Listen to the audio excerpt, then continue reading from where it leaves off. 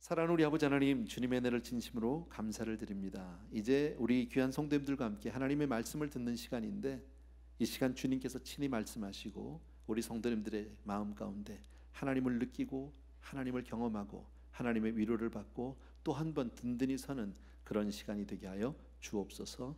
예수님의 이름으로 기도합니다. 아멘. 여러분들에게 먼저 양해의 말씀을 드려야 될 건, 주보에 나온 제목을 잊어버리십시오. 잘못 정했습니다. 제목이 바뀌었습니다. 그래서 제목은 바울을 위로하시는 하나님. 처음에는 조금 아무리 아파도 밥은 먹어야 됩니다 이렇게 하려고 그랬다가 설교 준비를 조금 더 깊이 들어가면서 바뀌었어요. 양해해 주셨으면 좋겠습니다. 자, 오늘은 지난주에 이어서 지금 사도행전 우리 강해를 계속하고 있는데, 바울의 2차 선교 여행을 지금 같이 가고 있는 거예요. 그래서 지난주에 아테네에서 우리 실패했던 모습 잘 알고요.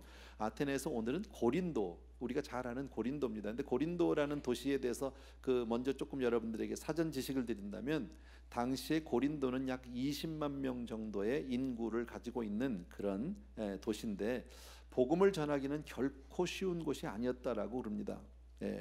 고린도는 아가야 지역의 수도였었고, 또 무역이 아주 많고 경제적으로 풍요한 곳, 그러니까 경제적으로 아주 발달된 곳이고 잘 사는 곳이었었던 것 같아요. 교통의 중심지여서 다양한 문화들이 많이 유입된 곳이랍니다. 그래서 그 결과로 많은 신당들이 죄송합니다. 많은 신전들이 이렇게 있었대요. 근데 그 중에서 가장 유명한 신전이 바로 뭐냐면 아프로디테라는 그 여신이 있는 그 신전이랍니다. 근데 그 아프로다이트 신은 어떤 신이냐면 섹스 신입니다. 참고 문헌에 따르면 그 신전에는 1000여 명의 여사제, 또 어떤 문헌에는 10,000명 이상이라고 얘기하는 곳도 있는데 정확한 숫자는 모르겠지만 어쨌든 굉장히 많은 여사제들이 그 신전을 섬기고 있는데, 말이 여사제지 사실은 이들은 다 창녀입니다. 그 당시에 사람들이 신전을 찾아가면서 신과 접하는 수단이 이런 여사제들과의 성적인 결합을 통해서 신을 만난다고 그렇게 생각을 했다는 거죠. 이건 말도 안 되는 얘기지만, 이런 것으로 봤을 때 이 고린도라는 도시의 어떤 영적인 상태, 얼마나 타락하고 얼마나 음란하고 얼마나 문란한지를 우리가 알 수 있다. 바로 그런 도시가 바로 고린도다라는 것을 알 수 있습니다. 자, 우리 1절 말씀을 한 절만 먼저 잠깐 보고요. 짤막한 말씀인데 같이 한번 읽어볼까요? 시작. 그 후에 바울이 아덴을 떠나 고린도에 이르러. 자, 지난주에 우리는 아테네에서 바울이 어떻게 있었는지를 잘 보았거든요. 그죠? 아테네 갔을 때 여러분 기억하시죠? 그 도시에 많은 그 신들이 있었고 많은 그런 신전들이 있었고, 그것을 보면서, 많은 우상들을 보면서 바울이 너무 속이 상해서 가는 데마다 그냥 만나는 사람마다 복음을 전하기 시작했는데, 특별히 그 아테네는 많은 철학자들이 있었고 많은 지식인들이 있었고요. 그래서 그들과 이제 논쟁을 하는데, 복음을 전하게 될 때 바울이 특별히 그들을 위해서 이렇게 굉장히 고상하게 지식적으로, 논리적으로, 철학적으로 접근을 했다가 참패했던 거 기억하시죠? 핍박도 받지 않았습니다. 그러나 거기서 큰 열매를 보지 못하고, 그리고 아테네를 떠나서 지금 오늘 고린도에 와 있는 겁니다. 여러분, 지금 고린도에 와 있는 그 바울의 그 마음, 심령 상태를 이해할 수 있겠어요? 여러분은 글쎄 얼마나 이해할지는 모르지만 저는 어느 정도 그 마음을 압니다. 왜냐하면 예배 인도자로서 또 설교자로서 예배를 준비하고 열심히 이제 이렇게 설교를 하려고 하는데, 가끔 예배를 망칠 때가 있습니다. 설교를 죽을 쓸 때가 있단 말이지. 오늘은 죽을 안 썼으면 좋겠어요. 근데 그렇게 설교를 죽쓰고 예배를 망치고 나면 정말 죽고 싶어요. 아무도 만나고 싶지 않고요, 방에서 나오고 싶지도 않고, 한 주일 동안 아무것도 하고 싶은 게 없어요. 의욕이 없어요. 물론 바울은 그 이상이었을지도 몰라요. 그런 어떤 영적인 어떤 그 실패, 좌절감, 패배의식, 얼마나 그게 힘든지 저는 잘 압니다. 근데 지금 2차 선교 여행, 우리가 아는 대로 바울은 2차 선교 여행을 처음 준비할 때는 1차 선교 여행 때 갔던 그 많은 도시들을 다시 재방문해서 그들을 세우고 양육할 목적으로 갔는데, 뜻밖에도 성령께서 그것을 허락지 않았죠. 아시아로 가는 걸 막고 오히려 유럽 쪽으로, 마게도냐 쪽으로 오라는 그런 성령의 감동, 또 환상을 보게 됩니다. 바울은 성령의 음성에 순종해서 유럽으로 발걸음을 올립니다. 그래서 갔던 첫 번째 도시가 우리가 아는 빌립보잖아요. 근데 갈 때까지 기억하실지 모르겠지만 바울이 그 빌립보까지 가는 그 이 백길이 굉장히 순적했습니다. 이틀 만에 갔습니다. 그래서 아주 정말 순풍에 돛단 듯이 하나님께서 모든 것을 도와주시는 것 같은 그런 확신이 있었어요. 너무 감사했었어요. 근데 막상 빌립보에 가보니까 바울이 늘 가던 데가 가면 어느 도시를 가도 회당 중심으로 사역을 했는데 회당이 없는 거예요, 빌립보에. 그래가지고 기껏 간 데가 강가에 가서 부녀자들 몇 사람 만난 겁니다. 물론 그 가운데 자주장사 루디아를 만나게 됐지만 그것은 지금 우리가 보는 자주장사 루디아고요, 그 당시에 바울이 봤을 때는 그냥 부녀자 중에 한 사람입니다. 대단하지 않습니다. 큰 꿈을 가지고 왔는데 기껏 만난 게 여자들 몇 사람입니다. 뭐 여자를 무시하는 건 아니지만 대중에서 어디 크게 사역할 수 있는 어떤 환경이 되어지 않았다는 거죠. 그렇게 며칠 시간을 보내면서 기도할 곳을 찾아서 기도하러 가는데 또 때마침 저 많은 여종이 자꾸 뒤에서 뭐라고 자꾸 찍적거리는 거예요. 며칠을 견디다 못해서 바울이 그 저 많은 여종의 귀신을 쫓아버렸죠. 그리고 자유케 했습니다. 저 많은 여종이 자유케 하게 됐고 좋은 건데 그 일 때문에 모함을 받아서 잡혀가게 되고 매를 맞게 되고 감옥에 들어갑니다. 얼마나 정말 답답하고 속상합니까? 물론 결과적으로는 그 일로 인해서 빌립보 간수와 그의 가족이 예수를 믿게 됐죠. 그것이 빌립보 교회가 태동된 그런 사건이긴 한데 그거는 훗날에 우리 입장에서 얘기고요, 바울의 입장에서는 물론 한 가정이 예수를 믿게 돼서 감사는 하지만 참 속상한 거예요. 그죠? 별 얘기가 없어요. 그리고 나서 간 두 번째 도시가 데살로니가거든요. 근데 데살로니가 가서는 그래도 나름대로 열심히 해보려고 준비를 많이 했습니다. 그리고 가서 사역을 해서 3주 동안을 하는데 아니나 다릅니까? 유태인들이 막 와가지고 이 시장 바닥에 가서 깡패들 동원해서 잡으러 왔던 거 기억하세요? 근데 때마침 바울이 거기 없었죠. 그래서 누굴 잡아갑니까 대신요? 그 집주인 잡아갔잖아요, 다른 몇 사람하고. 그래서 보석금 내고 풀려났던 거. 그러는 바람에 데살로니가 있는 성도들이 아이고 선생님 여긴 안 되겠습니다, 빨리 떠나십시오. 그래가지고 밤에 몰래 그를 베레아로 보냈습니다. 베레아 가서도 열심히 하려고 했는데 그 사람들이 또 거기까지 쫓아왔어요. 베레아까지.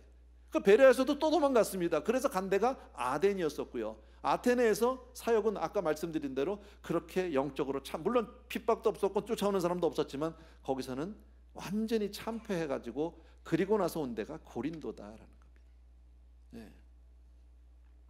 물론 각 곳 가는 곳마다 예수 믿는 사람들을 얻기는 했습니다. 그러나 어느 한 곳도 복음을 전하면서 신나고 흥분되는 곳은 단 한 군데도 없었다라는 거죠. 그리고 철저한 패배의식만 가지고 많은 고민이 있었을 것 같아요. 제가 그 입장이라면 내가 뭘 잘못하고 있나? 성령께서 분명히 나를 오라고 해서 일로 왔는데 왜 이렇게 일이 안 되지? 왜 이렇게 가는 데마다 막히지? 왜 이렇게 내가 핍박을 받아야 되지? 왜 복음이 전해지지 않지? 뭐 이런 많은 패배의식을 가지고 살았을 것 같아요. 저는 오늘 설교 제목을요, 바울을 위로하시는 하나님이다 라고 말씀을 드렸어요. 오늘 말씀을 통해 제가 깨닫게 된 것은 뭐냐면, 여러분, 하나님은 당신의 사역자를 위로해 주신다라는 거예요. 하나님을 위해서 살고자 하는 사람에게 하나님은 위로의 손길을 보내주시는 줄로 믿습니다. 그 위로가, 첫 번째 위로가 2절이에요. 보십시오. 같이 읽습니다. 시작. 아굴라라 하는 본도에서 난 유대인 한 사람을 만나니 글라우디오가 모든 유대인을 명하여 로마에서 떠나라 한 고로 그가 그 안에 브리스길라와 함께 이달리아로부터 새로 온지라. 바울이 그들에게 가매 3절 생업이 같으므로 함께 살며 일을 하니 그 생업은 천막을 만드는 것이었더라. 아멘. 첫 번째 우리가 여기서 보면 아굴라와 브리스길라를 만나는, 우리 뭐 브리스길라 아굴라 너무 유명하죠, 우리에게는요. 자, 이 사람을 고린도에서 만나게 됩니다. 근데 지금 아굴라에 대해서 지금 성경에서 설명하는 게 뭐예요? 이 사람은 유태인인데 로마에 살았었던 것 같아요. 근데 로마 황제, 그 당시에 글라우디오라는 황제가 이유는 잘 모르겠지만 모든 유태인들을 추방해 버렸어요, 로마에서. 참고 문헌에 의하면 그 당시에 기독교인들이, 유태인들이 로마에 와서 그 종교 문제로 좀 시끄럽게 했다, 소동을 일으켰다, 뭐 그런 내용이 있는데 뭐 정확한 건 모르겠어요. 어쨌든 쫓겨났어요. 추방됐단 말이죠. 자, 추방되는 입장이 뭐 그렇게 잘 준비해서 나올 수 없겠죠. 도망 나오듯이 피하듯이, 그죠? 그렇게 갔겠죠.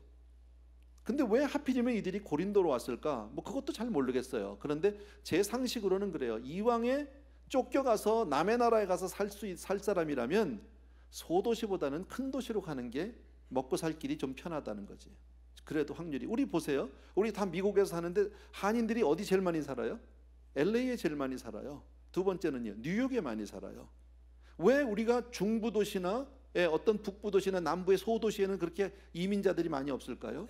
그런 동네 가면 먹고 살기가 어렵다는 거지. 아마 그런 이유가 아니었을까. 뭐 굳이 따지자면 그렇다라는 겁니다.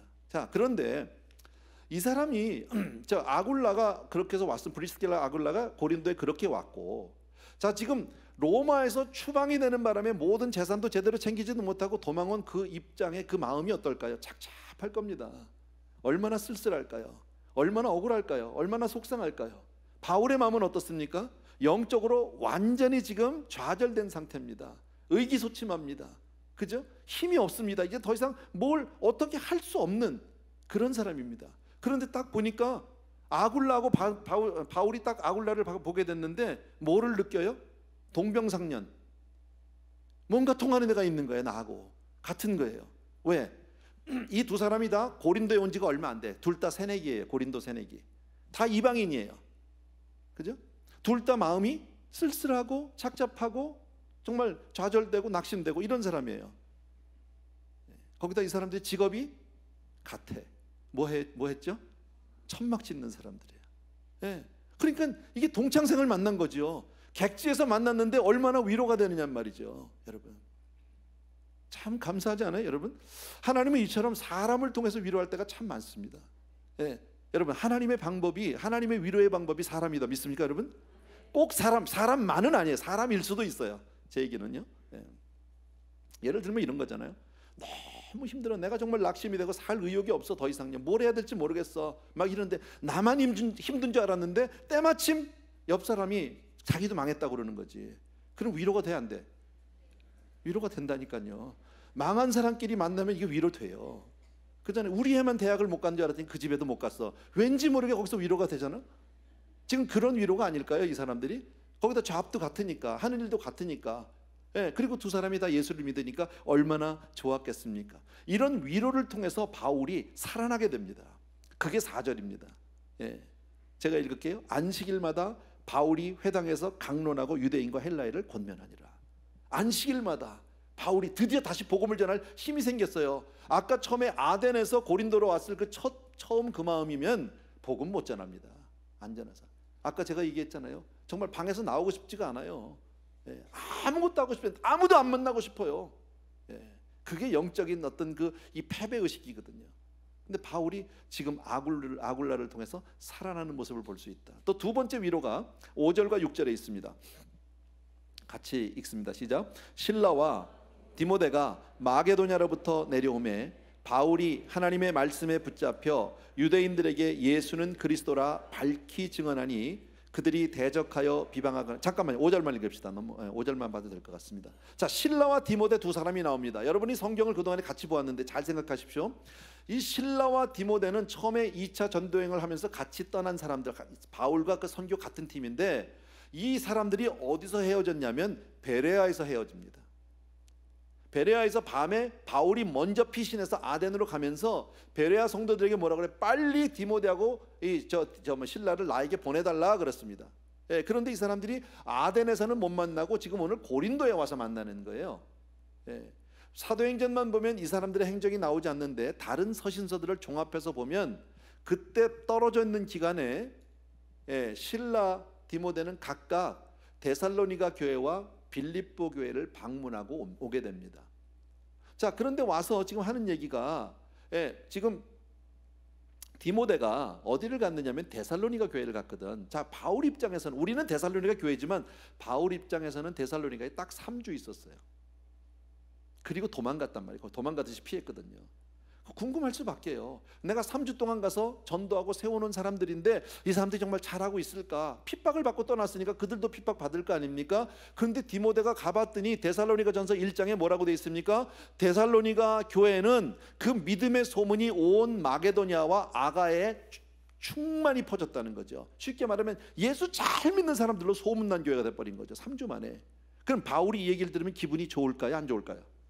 좋지요. 위로가 되지요. 나는 그냥 3주 동안 하면서 불안하고 정말 거기에 대해서 궁금하고 이랬는데 이게 디모데를 통해서 들은 얘기가 어떻습니까? 너무 잘하고 있다는 거예요. 하나님의 은혜 아니에요? 너무 감사하지 않아요? 또 그런데 지금 또 신라가 와서 얘기하는데 신라는 어딜 갔다 왔냐면 빌립보 교회, 말한 빌립보 교회가 그 빌립보 감옥 간순의 집이에요.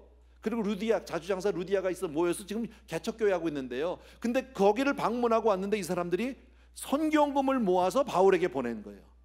그러니 얼마나 감사하냐고. 이 어린 신앙이 그래도 선교에 동참하겠다고 그 없는 데서 어려운 사람들이 헌금까지 해서 보내왔다.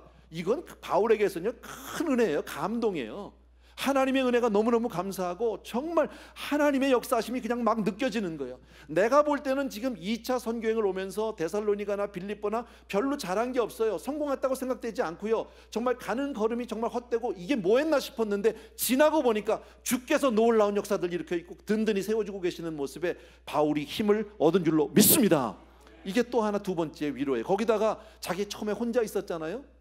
고린도에서 아덴에서 고린도에서 혼자서 외로웠다가 아굴라 만났죠. 거기다가 자기의 동료 디모데와 실라까지 왔죠. 이건 천군만마죠.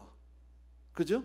얼마나 좋았겠습니까? 이처럼 하나님은 당신의 종들을, 정말 하나님의 사역자를 이처럼 위로해서 다시 세우시는 줄로 믿습니다. 그래서 오늘 성경의 5절 말씀의 중간에 바울이 하나님의 말씀에 붙잡혀서 그랬습니다. 사로잡혀서 유대인들에게 예수는 그리스도라 밝히 증거했다. 이제는 막 힘을 얻은 거죠. 자, 세 번째가 또 있습니다. 6절, 7절, 8절입니다. 세 번째 위로가 또 있는데 6, 7, 8 같이 읽습니다. 시작. 그들이 비방하거늘 바울이 옷을 털면서 이르되 너희 피가 너희 머리로 돌아갈 것이요 나는 깨끗하니라. 이후에는 이방인에게로 가리라 하고 거기서 옮겨 하나님을 경외하는 디도 유스도라는 사람의 집에 들어가니 그 집은 회당 옆이라. 또 회당장 그리스보가 온 집안과 더불어 주를 믿으며 수많은 고린도 사람도 듣고 믿어 세례를 받더라. 아멘. 예. 세 번째 위로가 뭐냐면 고린도에서 폭발적인 부흥의 역사가 일어난 거예요. 자, 아까 얘기한 대로 지금 바울과 실라와 디모데를 통해서 그 위로를 받고 나서 막 나가서 복음을 전했습니다. 유대인들에게 전했습니다. 근데 유대인들이 막 핍박하고 대적하고 비방하고 끝까지 안 믿으니까 뭐라고 그래요? 내가 다시는 너에게 오지 않겠다. 이방인으로 간다고 해서 탈탈 털어버렸어요. 자, 이 이야기에 대해서는 우리가 오늘 자세히 생각하지 않을게요. 여러분, 복음 전하는 사람이, 왜 에스겔서에 보면 그 말씀이 있죠. 내가 복음을 전해서 그 사람이 믿지 않으면 그 책임은 그 사람에게 있지만 내가 전하지 않고 그 사람이 못 믿었다면 그 책임을 나에게서 묻겠다고. 그죠? 그런 원리에서 여러분이 생각하시면 되는데 오늘 포인트는 그게 아니기 때문에 그냥 넘어가시면 됩니다. 자, 어쨌든 그 이방 유대인들을 떠나서 이제 나는 이방 사람으로 가겠다 했다가 디도 유스도라고 하는 그 믿는 사람, 하나님을 경외하는 사람이니까 믿음의 형제 집으로 갔어요. 그 집으로 갔는데 그 집이 어디 살아요? 교회 옆집이야. 그 집도 잘 살아야 돼. 그 교회 근처에 사는 거 복인 줄 아셔야 돼요. 아멘. 그 아무래도 회당 옆에 있으니까 바울이 아마 회당을 자주 갔는지 회당장이 확 뒤집어져 버렸어. 깨졌어. 그래서 예수를 믿게 됐어, 이 사람이. 근데 회당장만 믿은 게 아니라 고린도 사람들이, 수많은 사람들이 믿게 됐다는 거죠. 그리고 더 나가서 세례도 받았다는 거죠. 별거 아닌 것 같은데 이제까지 바울의 선교여행의 그 발자취를 보면 믿는 사람들이 참 많이 있었죠. 그런데 세례까지 받았다는 것은 이게 처음입니다. 세례 받았다는 얘기가 여기 고린도 교회에서 처음 나오게 됩니다. 세례 받았다는 얘기는 뭡니까? 분명하게 커밋했다는 거죠. 거기에 대해서 내가 분명하게 예수를 믿었다는 얘기죠. 자, 그러면 어떻게 해서 이 고린도에서의 선교가 이렇게 성공할 수 있었을까? 이것은 말씀드린 대로 아굴라를 통해서, 디모데를 통해서, 혹은 실라를 통해서 그 많은 위로를 받고 회복이 된 거죠. 그리고 영적으로 새롭게 쓰게 된 거죠. 그리고 복음을 전하게 됐는데 어떻게 전했느냐? 고린도전서를 보게 되면 내가 사람의 말이나 지혜로 하지 않겠다고 그랬어요. 그리고 오직 예수, 오직 십자가, 오직 성령으로 한 줄로 믿습니다. 바로 성령의 능력으로 철저하게 아덴에서 실패했던 것을 다 없이 하고 이제는 오직 예수 이렇게 전했더니요 놀랍게 역사한 줄로 믿습니다. 그래서 고린도 교회에 많은 역사가 있었던 것 같아요. 자, 나중에 또 그건 보도록 하고요. 네 번째 위로가 또 있습니다. 9절 10절입니다. 네 번째 위로가 같이 한번 읽읍시다. 시작. 밤에 주께서 환상 가운데 바울에게 말씀하시되 두려워하지 말며 침묵하지 말고 말하라. 내가 너와 함께 있음에 어떤 사람도 너를 대적하여 해롭게 할 자가 없을 것이니 이는 성중에 내 백성이 많음이라 하시더라. 아멘. 예, 밤에 환상이 나타났다라는 거죠. 예, 주님의 환상. 얘기 끝난 거 아니야? 앞에 거 다 없어도 이거 하나만 있으면 돼요. 되는 정도가 아니야. 이거는요, 하나님이 직접 나에게 말씀하셨다. 이건요, 세상이 뒤집어져도 난 안 흔들려. 맞죠? 예, 근데 거기다 환상까지 주셨다라는 거죠. 나도 환상 이렇게 좀 들으면 좋겠어. 여러분도 그렇습니까? 네. 자, 주님이 뭐라고 이 사역자를, 이 사명자를 위로하기 위해서 하나님이 환상까지 나타나서 말씀해 주시는데, 첫 번째 말씀이 뭡니까? 두려워하지 말라는 거예요. 두려워하지 말라. 저는 이 말씀을 이렇게 여러분들에게 적용해 드리고 싶어요. 혹시 여러분 가운데 두려움에 사로잡혀 본 분이 계실지도 몰라요. 혹은 지금 이 시간도, 이 순간도 두려움에 쌓여 있는 분이 계실지도 몰라요. 혹은 밤만 되면 두려운 분이 계실지도 모르고요, 아무 일도 없고 잘 있다가도 괜히 갑자기 두려워지는 분이 있을 수도 있어요. 여러분, 어떤 종류의 두려움이든 간에 그 두려움의 문제를 해결하는 유일한 길은 오늘 성경 말씀을 통해서 우리가 배울 수 있어요. 확인할 수 있어요. 뭐예요? 주의 음성을 듣는 거예요. 아멘. 주의 음성을 듣고 나면 어떤 두려움도, 어떤 근심 걱정도 떠나가게 되는 줄로 믿습니다. 어떻게 주의 음성을 듣습니까? 기도를 통해서, 말씀을 통해서, 설교를 통해서입니다. 묵상을 통해서입니다. 믿습니까 여러분? 네, 분명히 주의 음성을 들으면 달라집니다. 주의 음성을 내가 들으니 사랑하는 말일세요. 어떤 형편에서도 하나님의 음성을 듣는 저와 여러분 되길 주의 이름으로 축원합니다. 두 번째, 주님이 말씀하신 게 침묵하지 말고 말하랍니다. 과거 전에 성경에는 뭐라고요? 잠잠하지 말고 전하라 그랬습니다. 어쨌든 입을 다물지 말아라 그 얘기죠. 복음을 전할 때 망설이거나 주저하지 말아라 그 얘기입니다. 이것은 이것저것 따지다가 괜히 기회를 놓치고 그러지 말아라. 아무 때나, 그렇다고 해서 이 말씀을요, 아무 때나 주책 없이 푼수같이 하라, 그 얘기는 아니에요. 무슨 얘기일까요? 복음을 부끄러워하지 말아라. 우리가 예수 믿는 것 자랑스럽게 여겨라. 믿으시면 아멘. 많은 경우에 우리는 이럴 때가 있습니다. 복음을 전하려고 마음을 정했다가 어떤 마음이 듭니까? 나 같은 게 내 앞가림도 못하는 주제에 뭘 남한테 그냥 입 다물고 있죠. 이렇게 할 때가 참 많아요. 근데 주님은 그러지 말라는 거예요. 내가 너와 함께 한다는 거죠. 그래서인지 몰라도 바울이 사도행전 그 후반부에 보게 되면 이런 그 사건이 하나 있습니다. 바울이 잡혀갔습니다. 그래서 아그리빠 왕 앞에 서서 신문을 받는 장면이 있는데, 그때 바울이 이렇게 말을 합니다. 내 말을 듣는 모든 사람도 다 이렇게 나처럼 결박된 것 외에는 나와 같이 예수 믿게 되기를 바란다고 얘기합니다. 담대하게, 내가 묶여있는 것 이거 외에는 너희도 다 예수 믿어야 된다라고 자신 있게 복음을 증거하는 모습이 나옵니다. 또 조금 다른 이야기지만 이거는 창세기로 가면 야곱이 나오죠. 야곱이 그의 노년에 애굽으로 잠깐 이민 가는 장면이 나옵니다. 근데 그때 왜 이민을 가게 되면 먹고 살 게 없어서 정말 처절하게 거지꼴이 돼서 가는 겁니다. 근데 자기 아들 요셉 때문에 바로왕 앞에 가서 바로왕을 만나는 입장이 나옵니다. 일반적으로 보통 그런 경우가 생긴다면 바로 앞에 가서 고개를 숙이고 그냥 잘 부탁드린다고, 정말 면목이 없다고, 정말 임금님의 은혜라고 이렇게 얘기해야 될 상황에서 야곱은 어떻게 하죠? 이집트의 그 바로 왕을 안수해서 축복해 버립니다. 이집트 왕이 너무 어이가 없어. 너 몇 살이냐고 물어보잖아요. 내 나이가 139살인데 내 인생 나그네 길이 험악했다고 그러면서 그냥 축복하고 나옵니다. 이것이 복음의 사람의 자존감, 프라이드라고 우리가 얘기할 수 있다는 거예요. 어쨌든 침묵하지 말고 말하라. 주님이 말씀하셨어요. 세 번째는요, 내가 너와 함께 있음에 아무도 너를 해하지 못한다. 이는 이 성중에 내 백성이 많음이라. 무슨 말씀입니까? 바울로 하여금 사명을 감당케 하기 위해서 하나님이 함께 하시고 지켜주시겠다는 약속인 줄로 믿습니다. 여러분, 하나님이 우리 함께 하신 거 믿으시면 아멘. 하나님이 우리를 위하시는 거 믿으시면 아멘. 그렇다면 만일, 성경에서 그러잖아요, 로마서에서, 만일 하나님이 우리를 위하시면 누가 우리를 대적하리요? 하나님이 내 편이시라면 누가 우리를 다 감히 우리에게 대들 수 있겠느냐는 거죠. 누가 우리를 대적할 수 있겠냐? 아무도 없다. 믿습니까 여러분? 그래서 믿는 사람은 때를 얻든지 못 얻든지 전해야 될 사명이 있는 줄로 믿습니다. 바울이 얼마나 크게 변화받는지 몰라요. 자, 마지막 11절 한 절을 읽고, 이건 참고로 같이 한번 읽습니다. 시작. 1년 6개월을 머물며 그들 가운데서 하나님의 말씀을 가르치니라. 왜 바울이 다른 데와는 달리 고린도에서는 1년 6개월이나 있었는지에 대해서는 자세히 모르겠어요. 성경에 없으니까.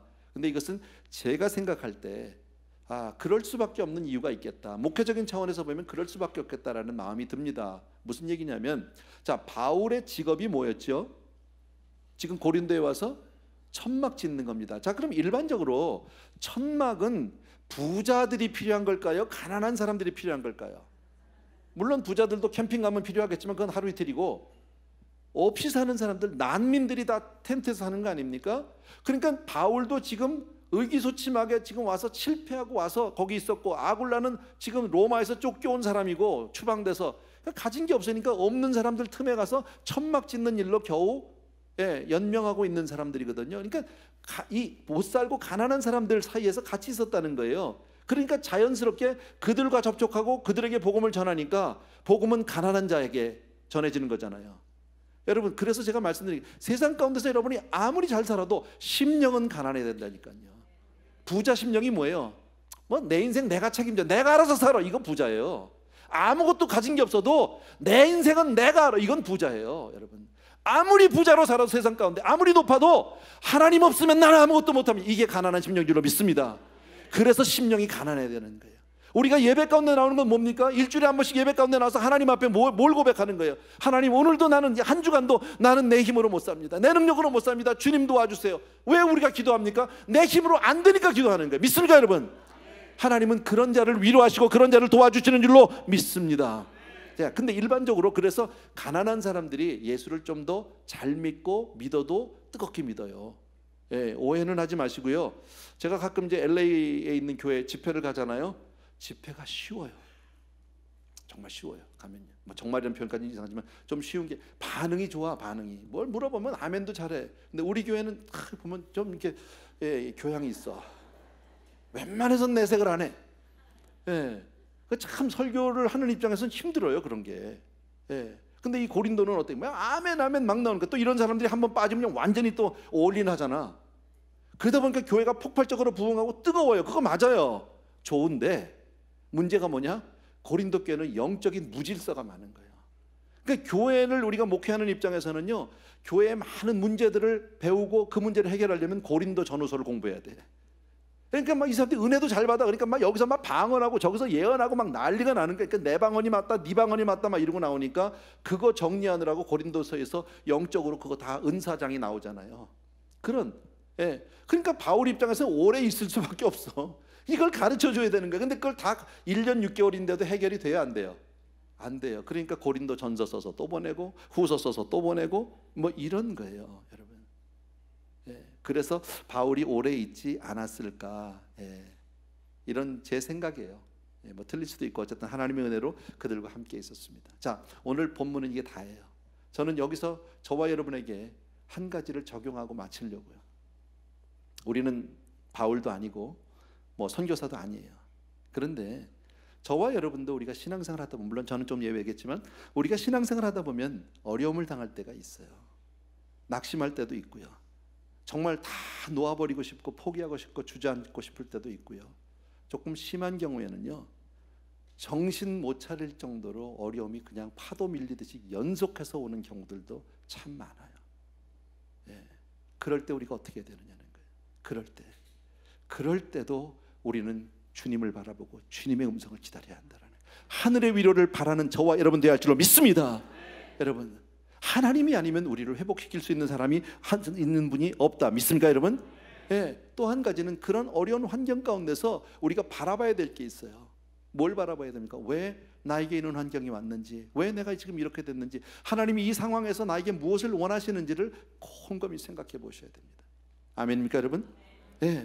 그래서 정말 우리가 사역자는 아니지만, 여러분들이 선교사 목사는 아니지만 생각해 보십시오. 하나님이 우리가 구원받고 난 이후에 당신의 자녀를 이 땅에 두셨습니다. 무엇 때문에 두셨을까요? 잘 먹고 살라고? 정말 우리가 생활을, 하루하루 일상을 지켜내기도 어려운 게 우리 현실 아니에요? 먹고 살기, 그 문제 해결하라고 여기다 두셨을까요? 아니다라는 거예요. 모든 사람에게는 하나님이 원하시는 사명이 있다라는 거예요. 아멘. 크게 생각하지 마십시오. 내 있는 자리에서 하나님이 분명히 나를 통해서 하시고자 하는 일이 있는 줄로 믿습니다. 그래서 사명으로 살고자 하는 사람, 하나님의 의와 하나님의 나라를 먼저 구하는 그 사람에게는 하나님이 어떤 환경에서도 당신의 위로를 보내주셔서 다시 세워주시는 줄로 믿습니다. 그 위로가 사람일 수도 있어요. 그 위로가 환경일 수도 있어요. 그 위로가 초자연적인 어떤 기적이나 환상이나 어떤 능력일 수도 있지만 어떤 경우에도 하나님은 우리를 다시 세워주시는 줄로 믿습니다. 그래서 나로 하여금 다시 새롭게 설 수 있도록 다시 세워주시고 위로해 주시는 분이 바로 우리 하나님인 줄로 믿습니다. 네, 이게 오늘의 우리의 메시지예요. 여러분, 우리 분명히 생각하시고, 난 여러분의 환경 개개인적으로 다 알지 못하지만 어떤 경우에도 우리는 하나님의 위로로 사는 사람이 되어야 할 줄로 믿습니다. 예, 찬양 하나 드리면서 잠깐 우리 기도하고 싶습니다. 오래전에 우리 드렸던 찬양인데 여러분, 이 가사가 오늘 본문하고 잘 맞아요. 괴로울 때 주님의 얼굴을 보라, 평화의 주님을 바라봐라, 세상에서 시달린 친구들아 위로의 주님. 우리는 항상 주를 의지하고 하늘의 위로로 사는 사람이 되어야 할 줄로 믿습니다. 괴로울 때 주님의 얼굴, 괴로울 때 주님의 얼굴 보라, 평화의 주님 바라보아라, 세상에서 시달린 친구들아 위로의 주님 바라보아라. 눈을 들어 주를 보라, 내 모든 염려 주께 맡겨라. 슬플 때에 주님의 얼굴 보라, 사랑의 주님 안식 주리라. 세상에서 내 마음 연약할 때 능력의 주님 바라보아라. 주의 이름 부르는 모든 자를 힘주시고 늘 지켜주시리. 눈을 들어 주를 보라, 내 모든 염려 주께 맡겨라. 슬플 때에 주 예수 얼굴 보라, 사랑의 주님 안식 주리라. 눈을 들어 주를 보라, 내 모든 염려 주께 맡겨라. 슬플 때에 주 예수 얼굴 보라, 사랑의 주님 안식 주리라. 반주해 주시고 우리 잠시 기도하는 시간을 갖고 싶습니다. 인생을 살다 보면 힘들고 어려울 때가 참 많습니다. 우리의 삶을 주저앉게 하고 정말 한숨이 나오게 하고 눈물 질 때가 얼마나 많은지 모릅니다. 오늘 성경은 우리에게 분명히 말씀하시는데 우리를 위로하신 하나님이 계심을 여러분 분명히 믿고 그 주님을 바라보는, 그 주님을 의지하는 저와 여러분 되기를 바랍니다. 이 시간에 그 하나님의 위로, 하늘의 위로를 바라보면서 우리 한 목소리로 기도하겠습니다. 사랑하는 우리 아버지 하나님, 이 시간 우리 귀한 성도님들과 더불어서 다시 한번 우리의 마음을 정합니다. 어떠한 형편에서도 주를 의지하고 주를 바라보게 되기를 간절히 소원합니다. 아버지 하나님, 주여 세상에 살면서 하루하루 먹고 살기도 얼마나 힘든지 모릅니다. 내 생활을 지켜내기도 얼마나 어려운지 모릅니다. 한 걸음 한 걸음 주여 지치고 정말 슬픈 인생 가운데 오늘도 하늘의 소망을 주신 나의 주님을 찬송합니다. 아버지 하나님, 주의 음성을 주시옵소서. 주의 말씀을 대할 때마다 그것으로서 주님을 만나게 하시고 나를 향한 하나님의 뜻을 발견하게 도와주기를 원하고, 아버지 하나님, 이 마지막 세대에 아버지 우리 사이 성도님들을 통해서 주여 주의 하실 일을 이루어 주시옵소서. 생명 주신 이를 찬양합니다. 아버지 하나님, 나에게 아버지 하나님 주여 능력 주신 이를 찬양합니다. 나같이 부족한 인생을 통해서 주여 주의 일을 감당하기를 원하시고 주여 주님을 위해서 우리가 살릴 수 있도록 도와주시니 진심으로 감사를 드립니다. 오 할렐루야 나의 사랑의 주님 능력의 우리 아버지 하나님 주여 우리 마음과 같이 그렇게 아버님의 하늘의 위로를 받게 하여 주시옵소서. 아무리 낙심이 되고 아무리 절망을 해도 주여 우리를 그대로 놓아버려 두지 않으시고 마침내 하나님의 도움의 손길로 우리를 지켜주시는 그 주님을 경험하게 도와주길 원하고, 특별히 우리 성도님들 가운데 힘들고 어려운 자들이 있습니까? 우리 성도님들 가운데 낙심되고 좌절한 자들이 있습니까? 주여 이 시간 저들을 찾아가 주시옵소서. 저들에게 말씀하여 주시옵소서. 만나 주시옵소서. 그리고 회복시켜 주시옵소서. 주님 함께 하실 줄로 믿습니다. 예수님의 이름으로 기도합나이다. 아멘. 조용히 자리에서 일어나셔서 우리 괴로울 때 주님의 얼굴 보라, 평화의 주님 바라보아라. 세상에서 시달린 친구들아, 위로의 주님 알아보아라. 눈을 들어 주를 보라, 내 모든 염려 주께 맡겨라. 슬플 때에 주 예수 얼굴 보라, 사랑의 주님 안식 주리라. 2절입니다. 눈을 들어 주를 보라, 내 모든 염려 주께 맡겨라. 슬플 때에 주 예수 얼굴 보라, 사랑의 주님 안식 주리라. 아멘. 사랑하는 우리 아버지 하나님, 오늘도 주의 말씀을 통해서 하나님이 어떻게 우리에게 위로의 손길을 보내주시는지, 어떨 때 하나님이 우리를 다시 세워주시는지를 봅니다. 아버지, 우리가 이 땅에 사는 동안에 우리는 너무나도 이 세상 것만을, 혹은 내 자신만을, 내 일상만을 돌아보며 오직 그것에 붙잡혀 살 때가 얼마나 많은지 모릅니다. 주님, 우리 모두에게 주님 각자 주신 사명이 분명히 있을 터인데 아버지, 그 사명을 잊어버리고 살지 않도록 도와주시옵소서.